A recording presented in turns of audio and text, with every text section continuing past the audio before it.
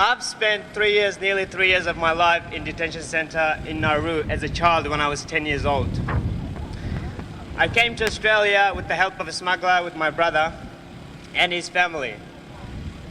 You know, we risked our life in order to reach Australia, but once we reached Australia, we got locked up in detention center. First, they told us that they would take us to Christmas Island.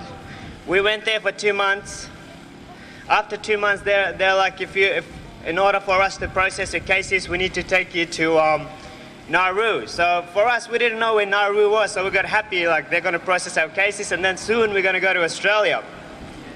Once we went to Nauru, it was everything. They deceived us, they lied to us, and they kept us there for nearly 3 years. And Nauru, the detention center, was just horrible. The condition, the lack of medical assistance, people with psychotic disorders, mental illnesses, depression, all sort of diseases they can think about. And with that, we had all the little kids, you know, they were witnessing people who were trying to commit suicide. All these sort of things brought him a lot of, you know, they were really in trouble. At the end of the day, the Australian government told us that we're going to be paying you $2,000 Australian dollars to go back where you came from, to Afghanistan. There were a lot of people, you know, men with duty to care for their children and men and families, so they went back, you know, they got the $2,000, you know. Even though they risked their lives, at the end of the day, they just got $2,000 to go back. And I know for the fact some of them that has been back to Afghanistan and they have died. And for us people, we stayed there because we had nothing. We had nowhere to go. We knew that, you know, if we go there, our lives were in danger and we could have died. So what happened was that there was a massive hunger strike that happened in the detention center. There were a couple of people that saw their lips, and this went for a few weeks. And this got to all over the media and the Australian people. Thanks for everyone who is here. You guys are the real voices of those who are in detention centers.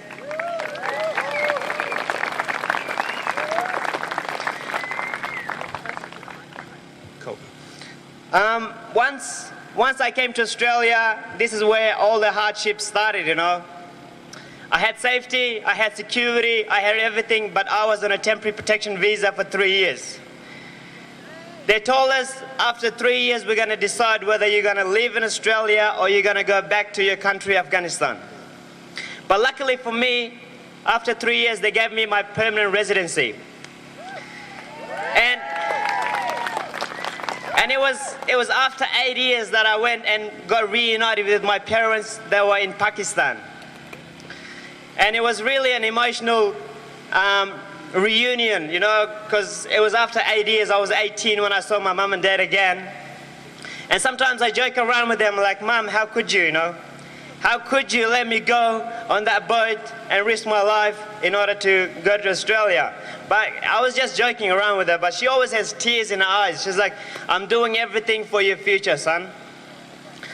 And I'm really proud of my parents, you know. They have given me another life here in Australia. At the moment, I go to university. I'm studying a double degree in law and management. I have just completed a diploma of interpreting with RMIT, and with that I can help all those people that are within detention centers who cannot speak English, and I would be able to interpret for them.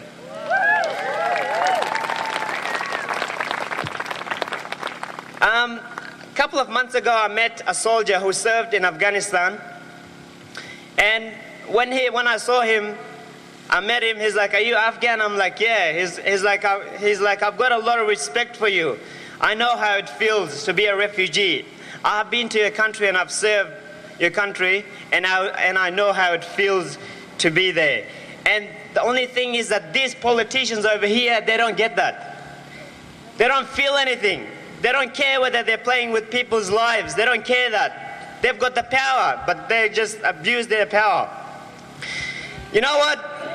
I want to tell this to Tony Abbott today, that Australia is full of refugees, except for Indigenous people. They're the real people of Australia. And all of us that are here, except Indigenous, we are all refugees. And Australia and Indigenous people, they welcome refugees to come to their land.